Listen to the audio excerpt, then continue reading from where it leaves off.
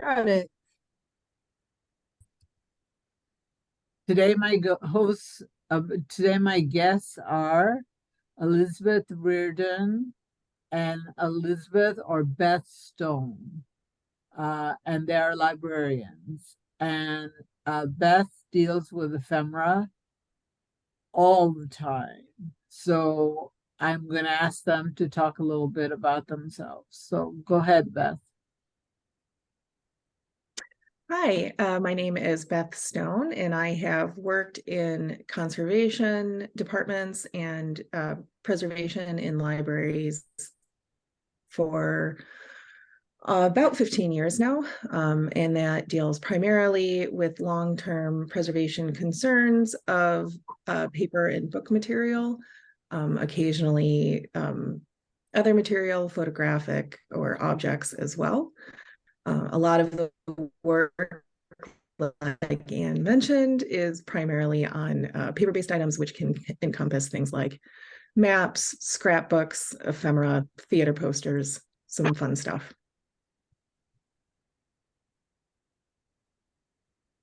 So, Elizabeth, Yeah, so I'm Elizabeth Riorden. I am a rare book librarian.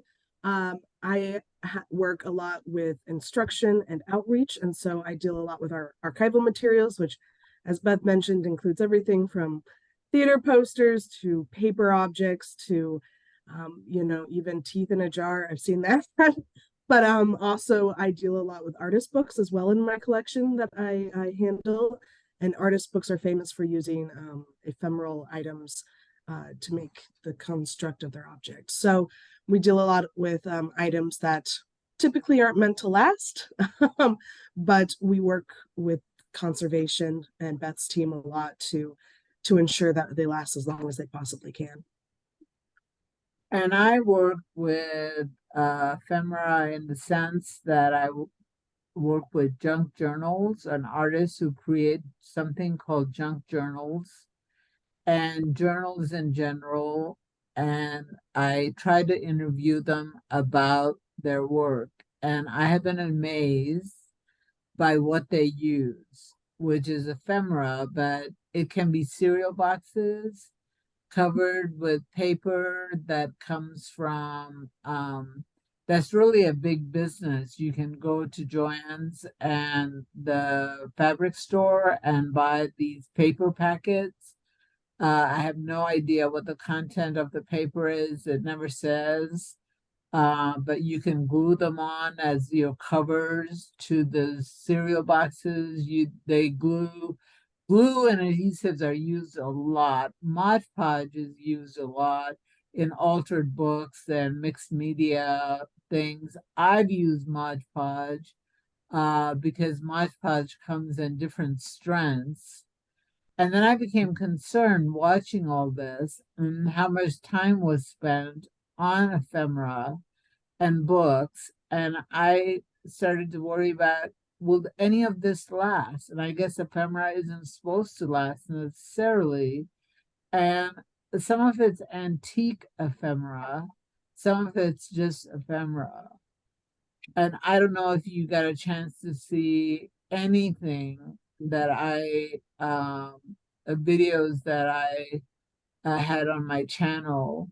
But for my benefit, as I launch into this world of altered books and things, books, and I would like to know about ephemera and adhesives. Yes, they use PVA, but I've heard other conservations say that PVA, if it's library PVA, that's used in libraries is okay. Otherwise, it's like using Elmer's glue, which people are not beyond using Elmer's glue. And also, they use things like Fabrifix that is supposed to be for fabrics, and E600, which I used to glue the bumper of my car back on. So so anyway, there are lots of glues and adhesives and papers, and some of them are very pretty, but they come from like Etsy, and they're just paper. You print them out on paper and they use them. There are always copyright issues for some of that, but that's anything you want to touch on, but that is great. And yes, they are in a sense artist books, although the format is completely not the altered books and not the mixed media books, but uh, the the the junk journals is always pretty much the same, where you put 3 signatures in and use ephemera that is printed or glues that I don't know where they come from and if how long they'll last. So take it away. Well, I think, Beth, if you don't mind, I mean, when it comes to junk journals, I think if you're making them and if you're invested in making them, you really have to decide if you want it to last or not. If this is something that is just for you and it is just a personal hobby, it is something that is to help you process, your own thoughts or your own memories, but you don't mind if it isn't going to last for decades, then keep doing what you're doing. Use what material you have. If this is something, though, that you want to pass on as a family heirloom, or if this is something that you want generations to be able to handle, yeah, there's probably, you need to be a little bit more aware of the materiality of your object and what lasts and what doesn't, and what kind of glues and papers you are using.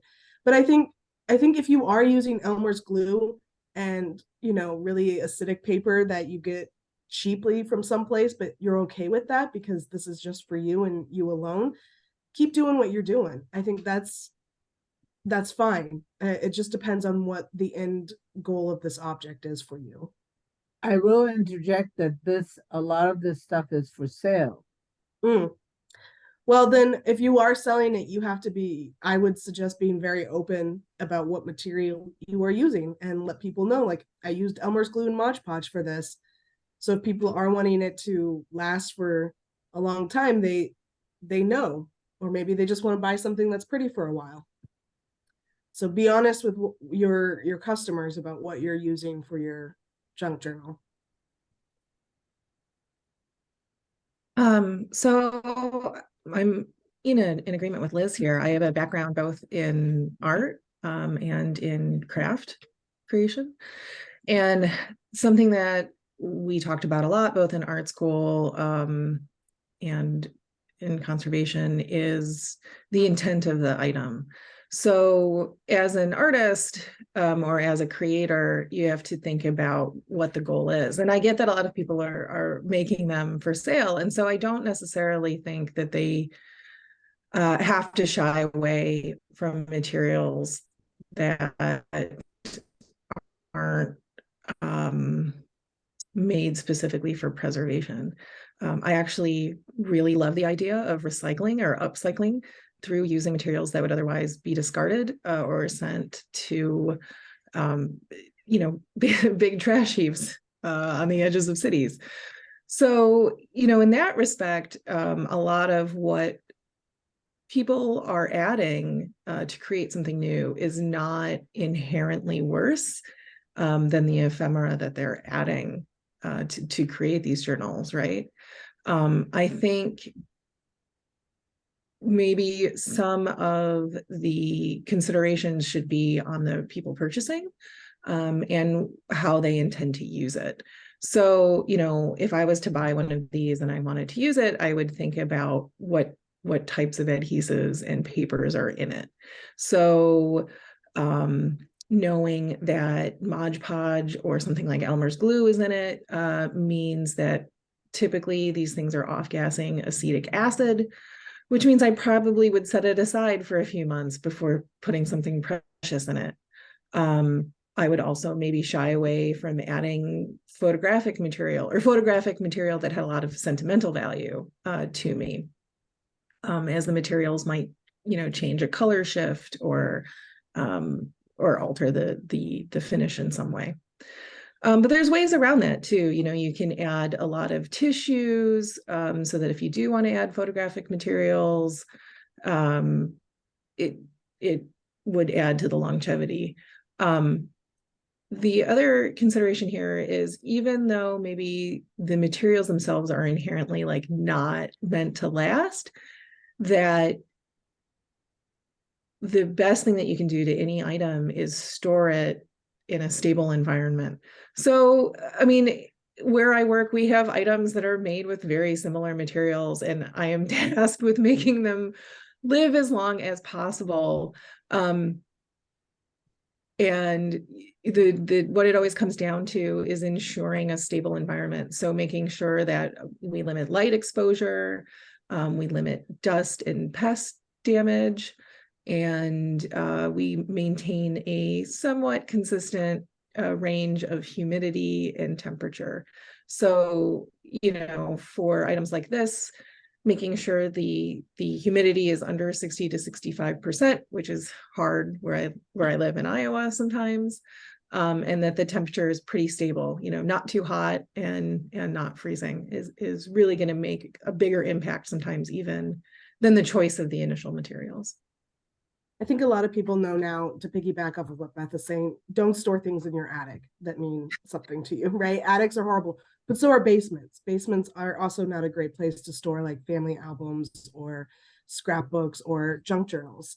Probably the best place to store is on the ground level that you're in a closet that you check frequently, because I think a lot of other people, if you're using a junk journal, you're using lots of different material, and sometimes insects and rodents might find some of that material delicious. And so you want to make sure you've got it in a box and in a closet that you are in frequently, so that you can check on it and make sure that no critters have gotten to it. I think that personally has happened to me, where I was like, well, I have it on the ground floor, but I had it in a spare bedroom in the closet far away. And of course, over winter, mice came into my house. I live in an older house, and they got into my box because I wasn't checking that closet. I don't think I checked that closet for over a year. And so, you know, I think if you're doing a junk journal and you are aware of what you're putting into it, just make sure you're storing it somewhere where you're checking it more than once a year. You know what I mean? I was just something that Beth said about a tissue that really caught my attention, because I just watched 3 videos on how to make paper fabric. So this was really interesting to me. And what they started was with muslin. One started with muslin, one started with twill, one started with just fabric, you know, cotton fabric from a pillowcase. And then there was a combination of Elmer's glue added with 50% Elmer's glue and 50% water. Then spread on the cloth. And then something I didn't understand that had to do with wallpaper paper and in strips. So that went in strips. And then over that was covered with tissue paper. And then it was left to dry, and it took a long time to dry it. And of course, and the glue was put on liberally on the tissue paper and on the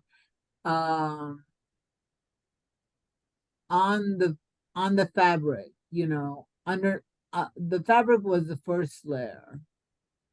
And then when that was all said and done, the lady put paint on it. You know, she did watercolors and painted it and made cards and all kinds of things with this paper fabric, what they call paper fabric. And there were 3 different women, or 3 different artists. I'm not sure what to call them, except they were making these books out of paper, out of fabric, and using a lot of tissue paper. So I would love to see that. It actually kind of sounds like a fascinating process. So when I just realized when you're talking about this is we're probably using the word tissue to designate 2 different things. So as somebody who works in library preservation, when I talk about tissue, I'm actually talking about a very specific item. So if you Google unbuffered interleaving tissue, it's going to be very thin. It's going to probably also say it's acid free, and it's primarily meant to create a barrier between like either a paper, a photographic item, or a textile and its housing. I'm assuming that the tissue that these artists are using are probably like leftover stuff. Like, you know, when we order stuff or we get gifts, there's like tissues in the bags, and they're like colors, and they have glitter. Sometimes they're white. Those can be made of different materials, and sometimes they are unbuffered or buffered. So unbuffered, an agent added to it to make it a higher pH. And buffered means that it does, typically calcium or magnesium. So the tissues that are used in, you know, commercial gift packaging, I actually have no idea what those are made of or from. But my guess is any longevity issues with those is from the use of the adhesive itself. So there's something as the adhesive ages, depending on what they're using, it can basically bond chemically with the paper and become not the adhesive and not paper, but it becomes a new thing that is both. And then if they're using colored tissues, those are, because of the pigments that they're using and dyes, they are extremely susceptible to losing that color. So that's something that I would just you know, want people to be aware of if they're choosing that color, even within the span of a year, is going to shift pretty considerably. Now I go to Archival Methods, and they're a company that sells archival paper boxes, you know, to hold books and things like that. And a lot of times I get archival paper that is, it's not tissue paper exactly, but it's, I can't think of, it's the see-through paper. What's paper that you can, that's, I use it all the time, and I can't think of the name. There's a lot of stuff that could be like glassine or it's glassine. Interleave. Oh, okay, it's glassine. Yeah. And I can see, okay, so you're saying that even using, what about just as an example, taking this paper that they get for ephemera and stuff and printing it on printer stock. How does that, cardstock, for example? What do you think about that? There is such a range of manufacture that it's hard to say, oh, you know, this stuff is inherently poor quality.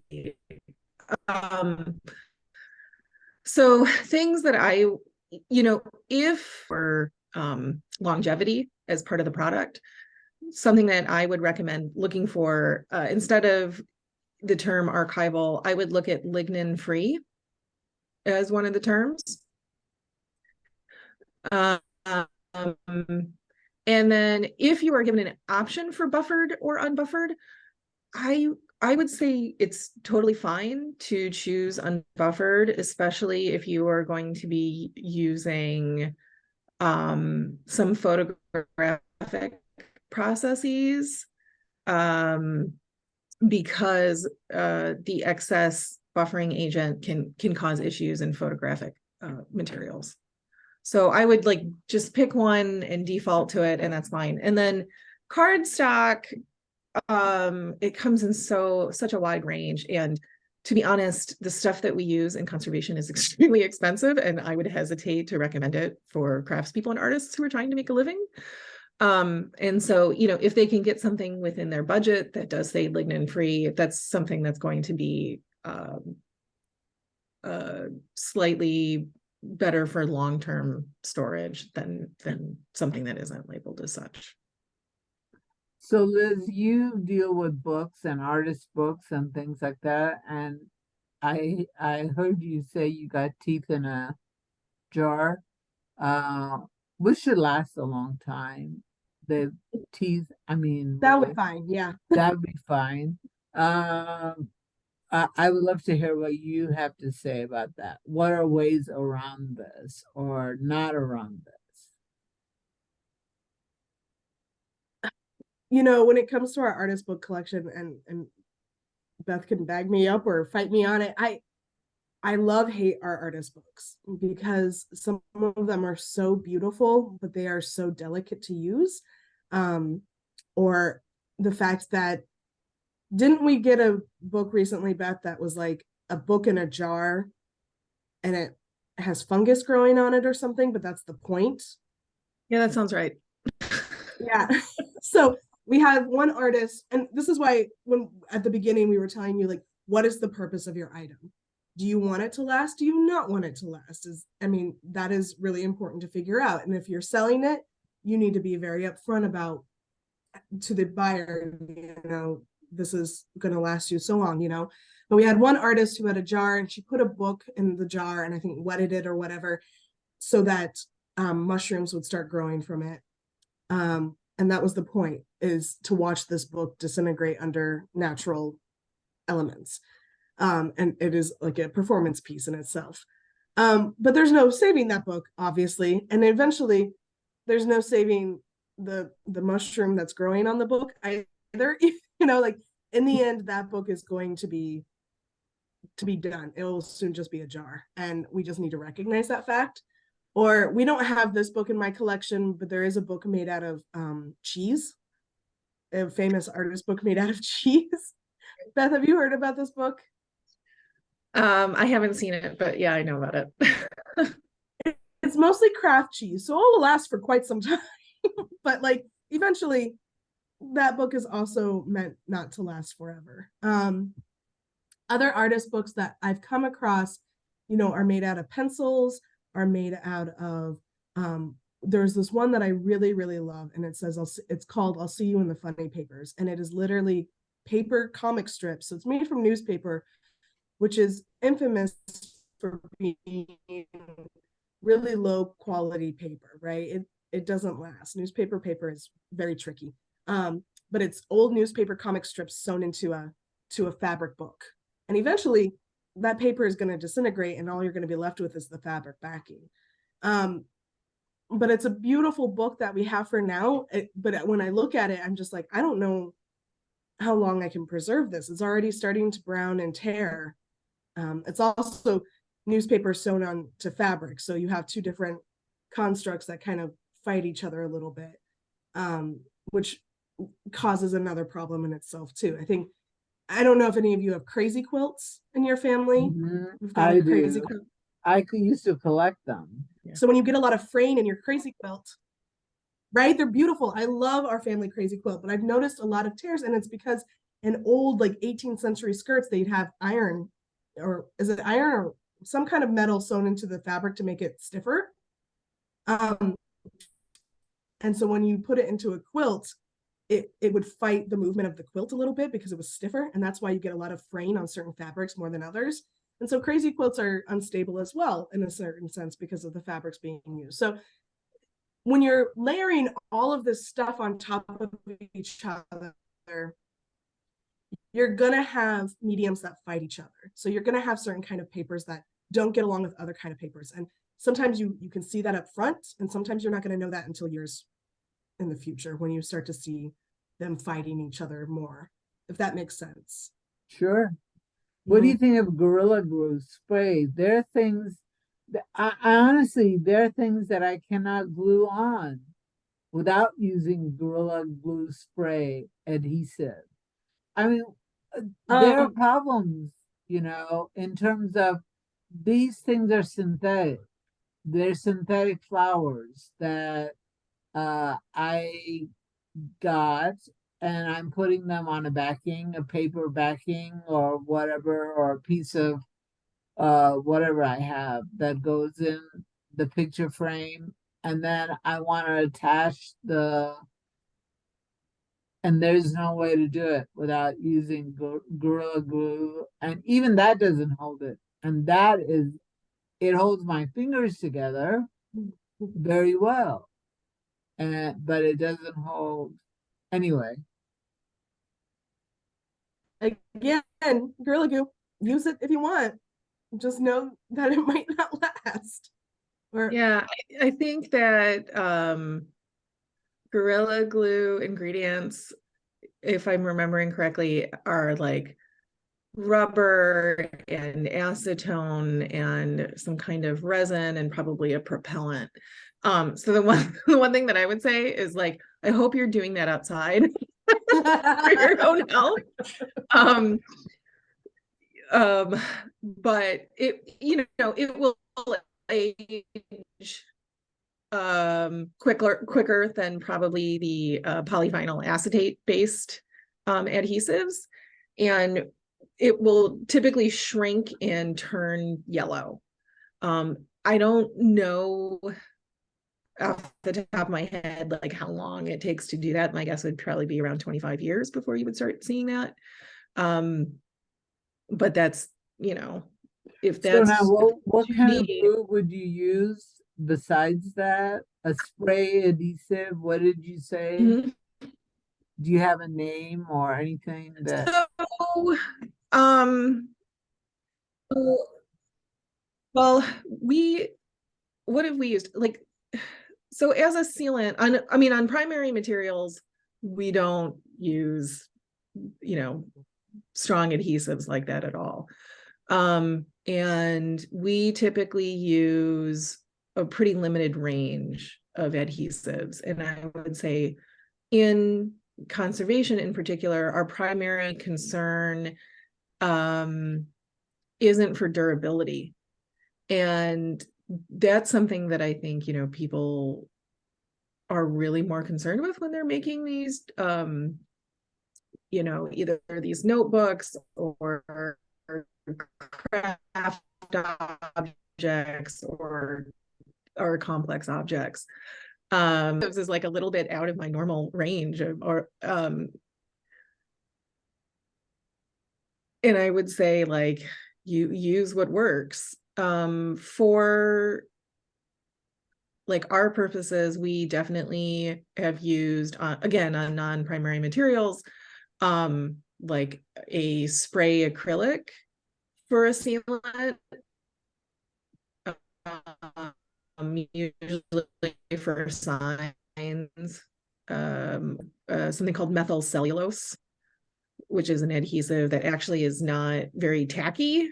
It's not very strong at all, but as a sealant, it does protect against abrasion. Now I have methyl cellulose in a gallon jar. You would just pour it out. You wouldn't mix it with like PVA or anything, or No. So you can mix it with PVA to increase the working time for PVA. I typically wouldn't go higher than like 2 parts PVA to 1 part methyl cellulose. Personally, I know some people use a 1-to-1 ratio.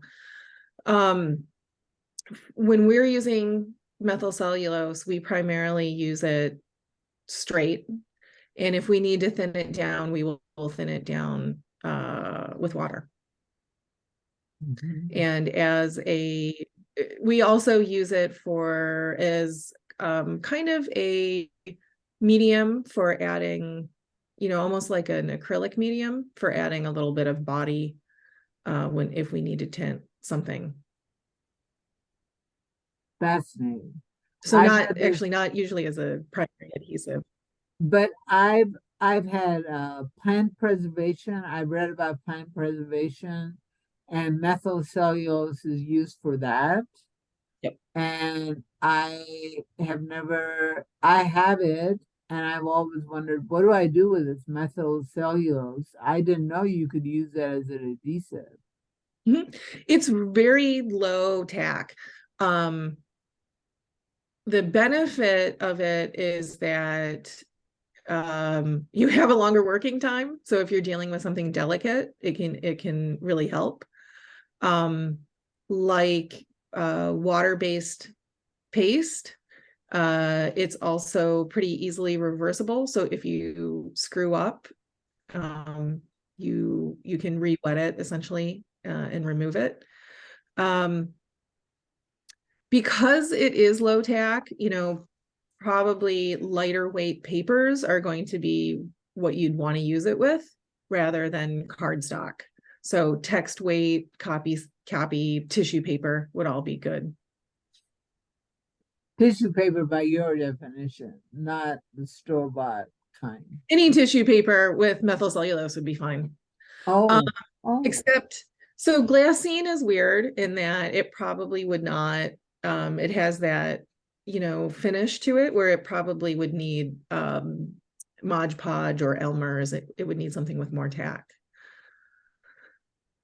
Beth, can I clarify something? When we were talking about tissue paper, you were talking about tissue paper as something as a protective to lay on top of photographs, right? And not actually glue into the book. And I think, right? Yeah. So I guess I think there was a little confusion there. Interleaving paper. Yeah. We call it we're not saying the tissue paper we're talking about, you don't actually glue into the book. You lay it over top of items to protect it from whatever's on the other page. Yeah, typically. I definitely have seen like bookmakers making new books that are meant to house photographs or other materials, either sewing or gluing in various interleaving or tissue papers. So that that can be done. How long does methyl cellulose take to dry, though? If it's low tack and it can be moved easily, does it take days, or what happens with it after? Do you leave it? Do you leave it sit? What do you do? So it depends on the humidity in your space. So for the initial set time, it can take a while, like 20-30 minutes, as opposed to Elmer's or PVA, which is like, really to reach a full tack, it's like less than 10 minutes, right? Maybe even less than 5. But even for PVA or Elmer's, Mod Podge, you want like a 24-hour cure. And I would say the same. I tend to leave methyl cellulose for another 24 hours before I feel pretty confident in its strength.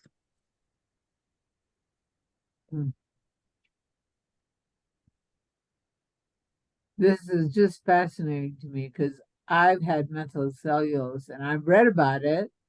And I think I got it originally because I read about it. And then, like, it's went out of my head. I started, a friend of mine had tacked some fabric onto the back, had made on his hatchback, had made like a panel on the back to cover up stuff and put things underneath it. And or maybe he had the panel there already, but he covered it with fabric. And what he used was the Gorilla glue. And when I was saying, what do I do? For example, I have one tapestry, right? A tapestry not by weaving definitions, but tapestries that I make. I have a runner, and I want to take the runner and glue little shells down on it. So I didn't know what to do, except for using, like, take it outside, spray. I've been waiting for a good day to do it, and spray it outside with this gorilla glue and just sprinkle the little teeny tiny sand shells on it, you know. But I didn't. I mean, sometimes things happen that you just think, how do I get it on here, you know, or what do I do? For things like that, do you use hot glue much? I heard that hot glue wasn't great. That's true. You know, in terms of hot glue versus the spray adhesive, um, I don't know what like either one in terms of long-term aging, you know, what would be worse per se. I do feel like you might have more precision in application of the hot glue. And it's, to me, it seems like it might be less likely to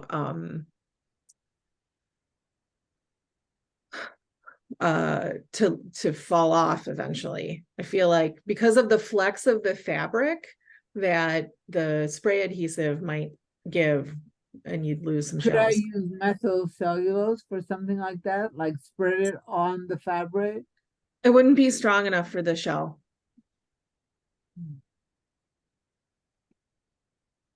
Liz, you want to add anything to our present conversation, except you would like to stay out of it?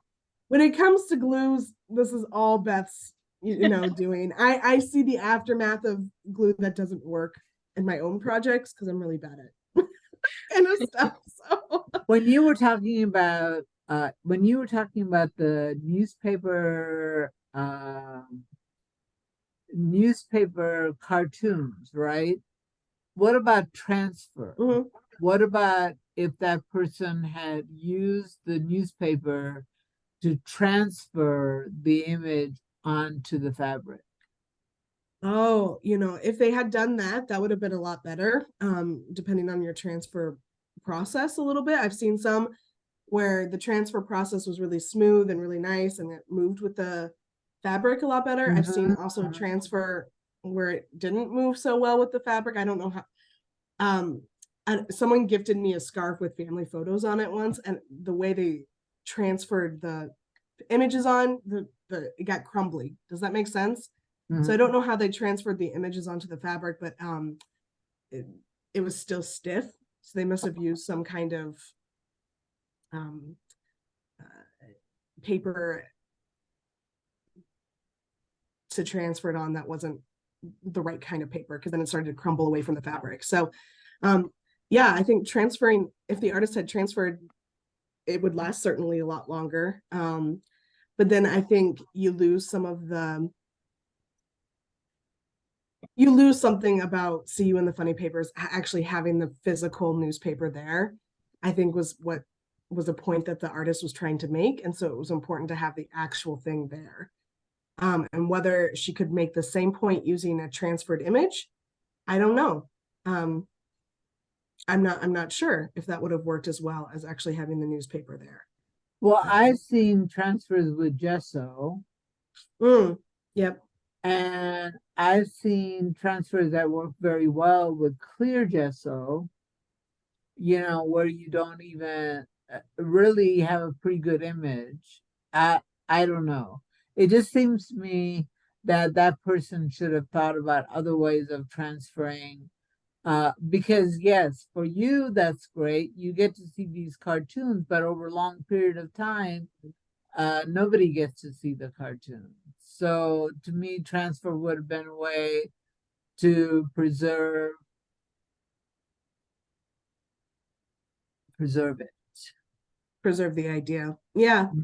I think that's the trickiest part about artist books, right, Beth? Like, there's so many statements being made, and sometimes I think they have the now in their mind, but they don't necessarily think of the longevity of their object, and maybe that's because that's not their biggest concern. And so, there's a lot of objects out there that, like, for instance, I pulled Yoko Ono's Grapefruit the other day for a class, and I read the very beginning, and at the very beginning inside the book, she says, "Burn after reading." Yes. And here we have this book that I We read didn't it. follow the instructions. We didn't follow the instructions of the person who created it, right? Like, that's the hard part about working in an archives is like, whenever we have something, I go, should we have this? I don't know. Should we be preserving this? I don't know. Like, grapefruit isn't meant, I don't think Yoko Ono wanted it preserved in an archives necessarily. Like, I think that wasn't the point of the piece. And so for some of the artists that we hold with artist books, I don't think they care about the longevity at all. And I think creators now, longevity isn't important to them. It is about the act of doing it now, and it is the act of creating this object for themselves, and maybe sharing beauty with others by selling it. But they don't care if it lasts 15, 20 years. Well, I Yeah, wanted that's to go ahead, Beth. I was gonna say that's a good point, Liz. I think about Yoko Ono and some of the people who were making art contemporaneously, and the point was really the degradation, and that the item existed in a space and time, and Mhm. when it was over, it was over. you know, um, but the conversation of the concerns of contemporary crafters and artists kind of reminded me of a collection that is increasing where I work, which is Central and South American Cartonera. Yes. So these publications, which are very small press and like an alternative to commercial Publication. Thank you. And so they're using, what they have. And often the point is that it's made cheaply for as mass distribution as possible. Mhm. And so there's a lot of corrugated book, there's a lot of yarn, there are bells, there are copies, made and like pasted on with, I'm not even sure what kind of adhesive. Feathers, a lot of different media types. And those are very complex objects to preserve. But of course, when they are producing it, their primary goal is not to make my life easier in a preservation lab, but it is to create these items to get out the textual information, right? They're primarily concerned with the message and spreading, the message or the story as widely as possible and as cheaply as possible. Yeah, What about, go ahead.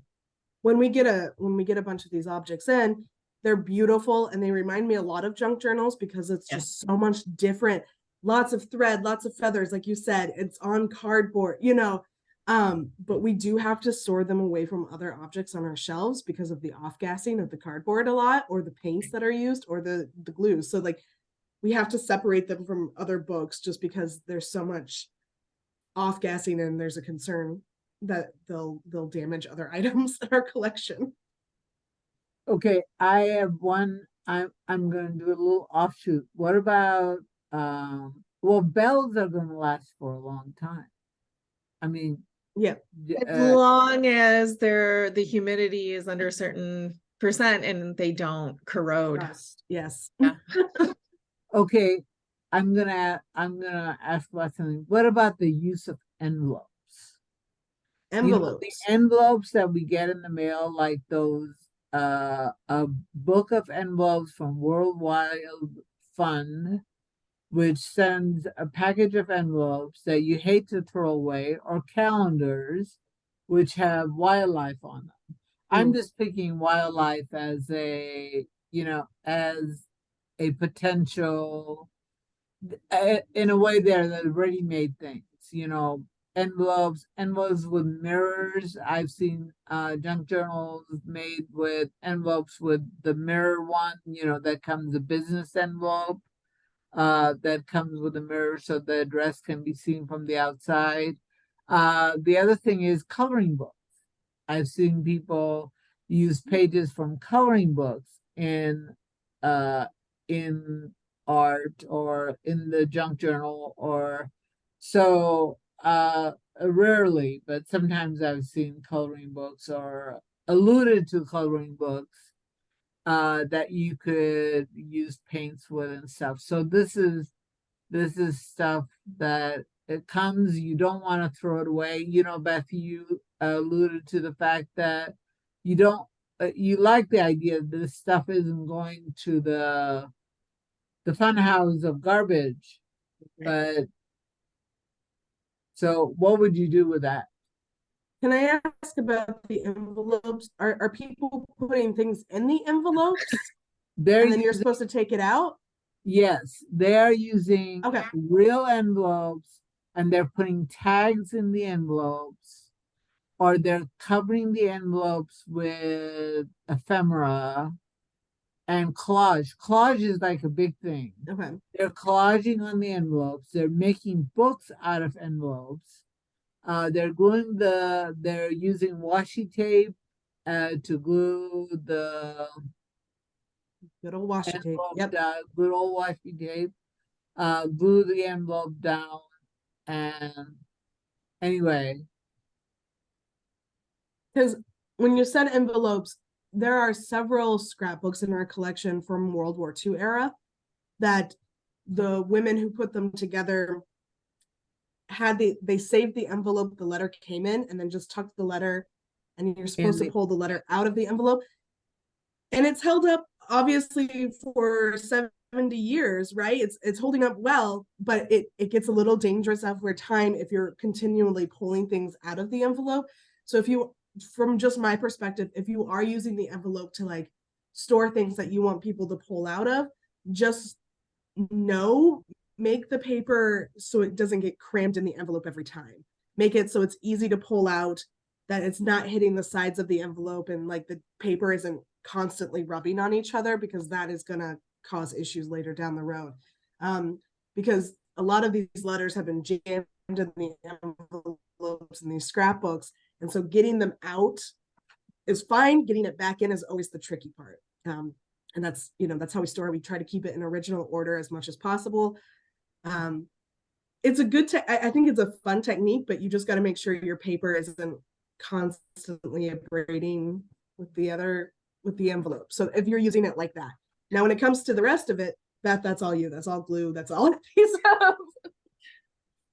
Liz, I just did a condition survey on a collection that was primarily 1870s to 1910s.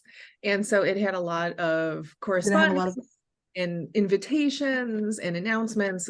There's a lot of envelopes. And so I'll echo, like, the envelopes are great. The paper itself is held up surprisingly well. Mm-hmm. The things that I see that become problematic with the envelopes is if there is an adhesive that has been applied to the envelope, it typically fails and just looks ugly. And sometimes it can stick to other items unintentionally. So that's something to be aware of. If you're getting those in the mail and you're reusing it, that's great. Just know you might want to be careful about the placement, because that adhesive might eventually flow, like it becomes kind of a liquid state a little bit, and stick to something you don't want it to. We've had a few envelopes reseal themselves over time. Exactly. Yeah, right. And then all of a sudden you're like, how do I open this without damaging it?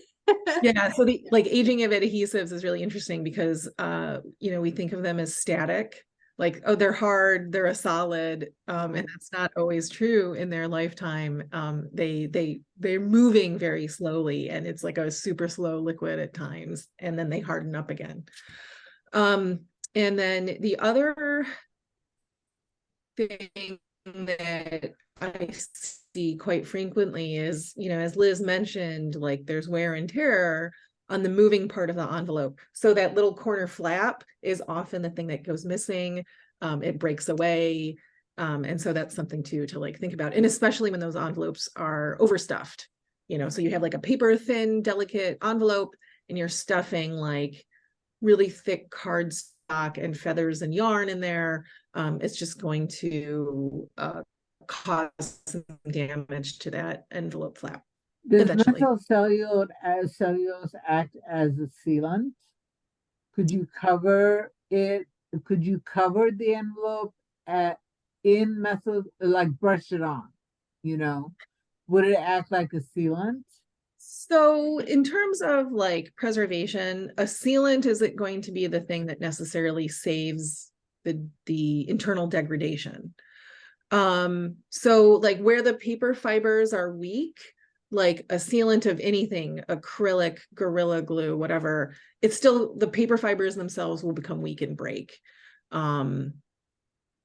So methyl cellulose, I would say, would be helpful potentially as a sealant over media that wants to move, like even over certain printed things or certain graphite or whatever. Like you could use methyl cellulose over it and it won't move in the same way. It's not friable. We also sometimes use it on like handmade papers. Like if you've used handmade papers and they're really toothy, their fibers are kind of fuzzy and they come up, you can put a little coat of methyl cellulose over it and it prevents it from pulling up. This is amazing. I see you guys all the time and I have never been able to really grab you and say, hey, talk to me, other than talk to me about carts that don't have a third wheel or something equally lunch or whatever we do in passing by. But anyway, it's actually, I really learned something. The whole thing with methyl cellulose is fantastic. I have a gallon of it, which I'm like, okay, Go. It's really nice effect too. I don't know if you've done like paper burnishing much, yeah. But No, if I you don't know what that is.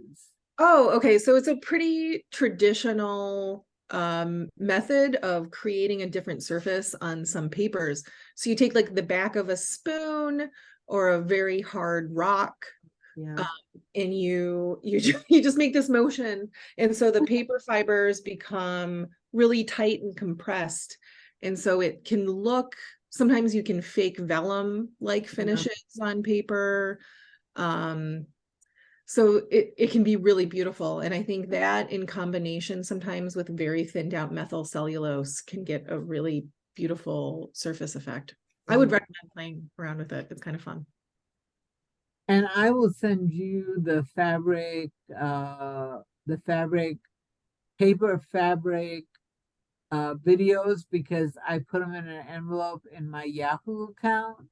So when you get my email from me from my Yahoo account, don't let it go to your junk mail or something. It is those videos about paper fabric,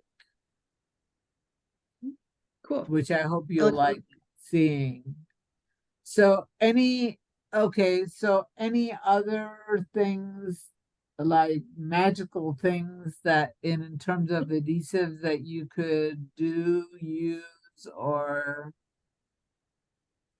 I mean something name brand, something.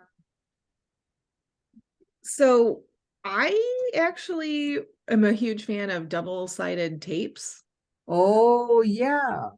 And they come in a variety of widths. So you can get them so they're like 1/16 of an inch wide. But you can also get them so they're like an 8.5 by 11 sheet. And I would say in some instances, using a double-sided tape might be a good alternative for that, for the spray epoxy. I mean, essentially, I think that's the Gorilla Glue is a spray epoxy or a spray resin, right?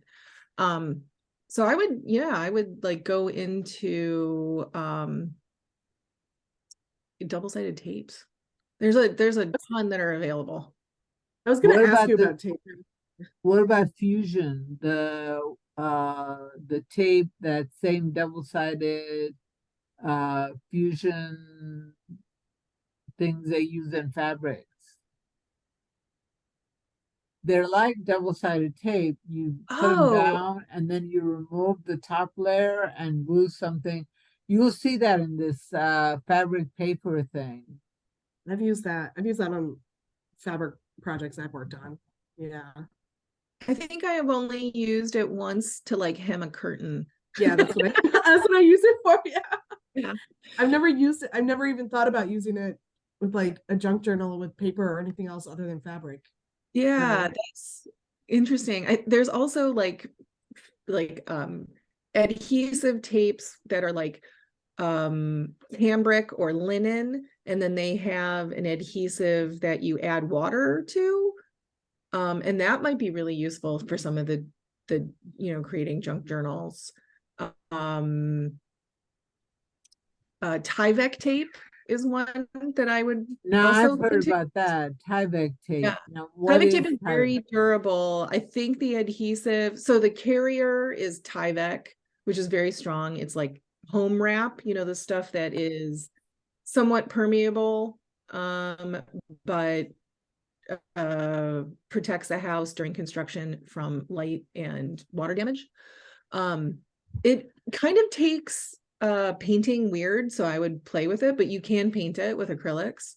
And then I think the adhesive that they use on there is a type of polyvinyl acetate, or, it's in the family of Mod Podge or Elmer's. I have a friend who creates a lot of crazy pieces of art in terms of like scale and material. And she likes this stuff called Goody 831 mounting adhesive. And I think you can buy it at various places, art supply stores or bookbinding stores. And it's a sheet film that is extremely strong. And so I haven't worked with it myself, but her recommendation was to use it in combination with a lot of things that resist being adhered with other adhesives. Tyvek tape and goodies. Goody, I think it's GUDY 831 is what she's used. And for things like plexi and, like heavy materials, she's used that kind of adhesive. And it's a sheet. So. Well, fantastic. All right. Well, I won't keep you. It's 12 o'clock. Anything you want to say to wrap up this fabulously interesting conversation on adhesives and fungus? Just keep creating and doesn't matter if it lasts or not, in my opinion, just as long as you're having a good time with it. Yeah, I mean, similarly, I think, considering your audience in the same way that you would when you're, creating a written work, when you're creating a visual work, it's the same thing. If you think that your audience would consider longevity, it might be something that you want to consider, but also, if you're really doing this to reuse materials that would otherwise go to waste, I love it. Keep doing it. Yeah, and you never know. Like Beth said, we found envelopes from the 1800s that are holding up really well, even though it's cheap paper. And so I think it all depends on how you store it, making sure Actually, you don't. the way they made paper in the 1800s was with rag. So that was actually pre-1850 is when they were using rag. So when we're talking later 1800s, that's when they start using wood pulp. Okay. And that's when it gets acidic and problematic. But yeah, if they're using rag paper, you're golden. Right. Yeah. But I mean, they did do that. There was a crier who went around picking up rags for the newspapers, that they gathered all the rags that were Rag and bone men. thrown away. Right. Yep. Well, Yeah. thank you very much. I really appreciate it. It's 12:02. I won't take up any more of your time. I hope you feel better, Liz. And Beth, thank you. For the thank you for the very informational. Well, one last thing. What was your problem with archival methods? When I started talking about archival, it seemed like you were saying depends on what archival means. Yeah, the term is just very loosely defined. And so I would just look at, you know, the term archival doesn't necessarily indicate anything specific about the materials that have been used in production. So, you know, for myself, I would look at very specific things, like lignin-free is something in paper that you want to look for. Yeah, just because something says it's archival doesn't mean it's actually archival. Right. Yeah. Even people who sell archival things for bookbinding and all this stuff. Sometimes. Yeah. I'm gonna Yeah. run upstairs and look for my methyl cellulose. Yeah. I'm on my way. I do think it's gotten a little bit better with the term of using archival, but it is something like if you can look for something more specific to cater to what you want, then I would do that. All right. Well, thank you very much for your time. I appreciate it. Thanks for inviting us. You're welcome, Anne. Thanks. Bye. Bye.